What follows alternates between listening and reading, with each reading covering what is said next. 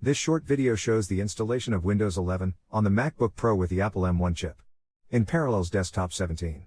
As you will see, this is very easy to do, and with the exception of the download time, only takes about 30 minutes.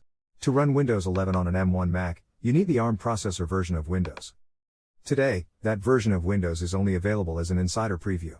So, enroll in the free Windows Insider program, and then go to this webpage to download the version of Windows 11 needed for the M1 Mac. Once the download is completed, you use the new menu item in Parallels Desktop to create a new installation of Windows. Alternatively, you can just click on the plus sign at the top of the Control Center window. Choose the large Install Windows icon, in the middle of the Installation Assistant window. Parallels Desktop will automatically find the Windows 11 installation file you already downloaded. Click the Continue buttons and then the Create button to begin the installation of Windows 11. Let's skip ahead to when the installation is almost finished. Windows 11 is getting things ready for its first boot. Let's again skip ahead a bit.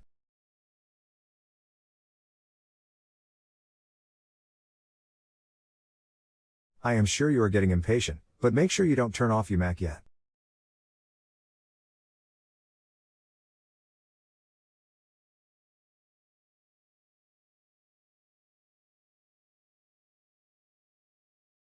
You have installed Windows 11 on your M1 Mac in Parallels Desktop, but there almost certainly are Windows 11 updates that you should install.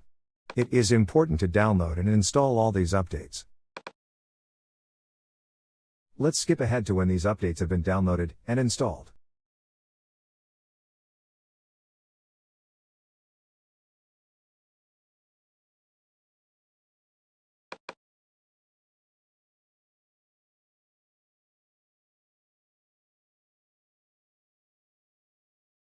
Usually, after a Windows update, the Parallels tools must be reinstalled. Make sure you let the tools installation complete.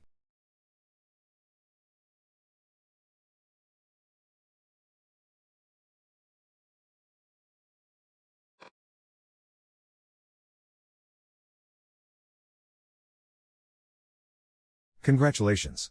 You now have Windows 11 in Parallels Desktop, all ready to use on your M1 Mac. I hope you have enjoyed this short video, showing the installation of Windows 11 on the MacBook Pro with the Apple M1 chip in Parallels Desktop 17. Thanks for watching.